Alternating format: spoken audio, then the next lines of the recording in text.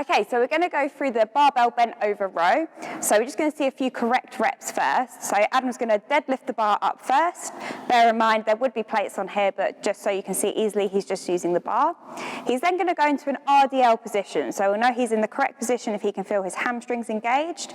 And then he's rowing the bar in towards his belly button. So really squeezing at the top of each rep. When he finishes his last rep, he's then going to stand all the way up first and then lower the bar back down to the floor. So, problems that come up here. To start with, similar to the deadlift really, we might see the back rounding. So we want to keep a nice neutral spine here. So we're in this hip hinge position. I can feel my hamstrings engaged. And I'm rowing here. So a common problem is to let the back go the other way. You'll see this all the time.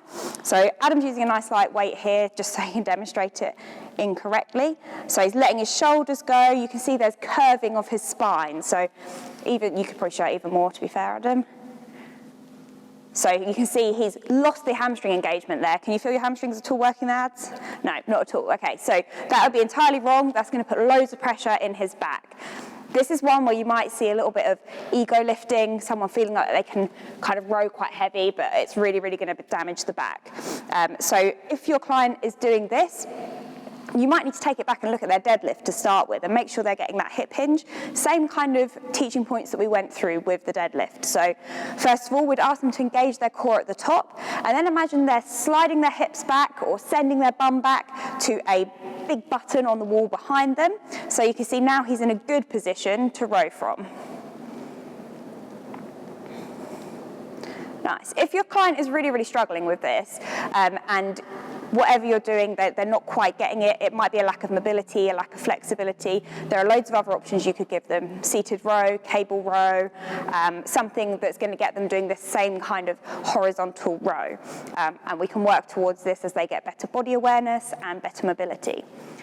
The second one would kind of follow on from this. So the next fault we'd look at is the shoulders coming up. So it can kind of end up in more of a shrug. So if Adam, you just go over, often someone might do both of the problems together, back rounding and shrugging.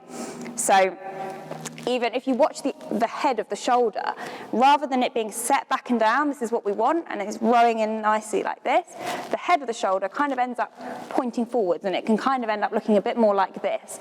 That's not engaging the lats at all. So that's kind of getting more of the traps.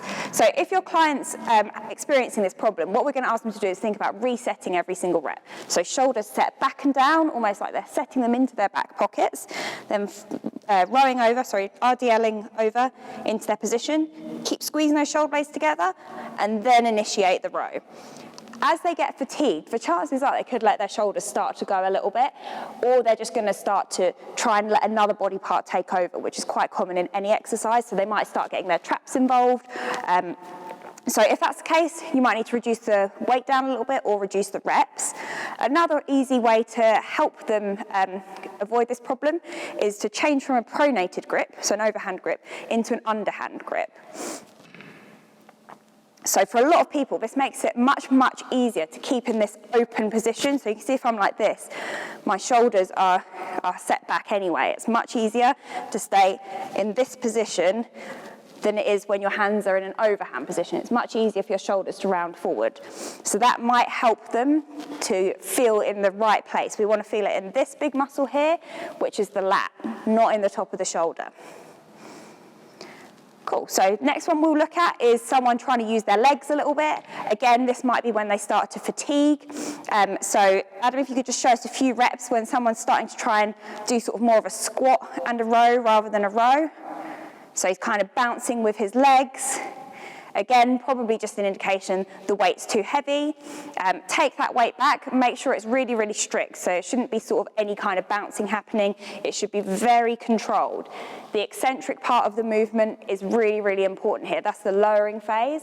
It is a separate movement called a pendlay row, where you would do a very powerful movement up and then down. That's not what we're looking for here. It should be controlled through the concentric and the eccentric part of the movement.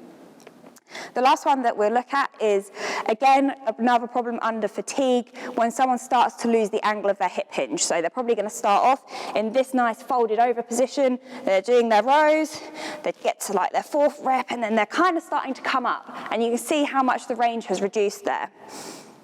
So you can see, imagine he's got a bit more weight on the bar, and you can see now he's kind of only getting like this much range, whereas before he was getting this much. So that's just something, as a coach, if you've got eyes on your client, remind them. It might even be that you want to maybe do a pendlay row with them instead, which is where you start with the bar on the floor every single rep. They then have a physical cue, has the bar touch the floor, which will enable them to know whether they've completed their rep.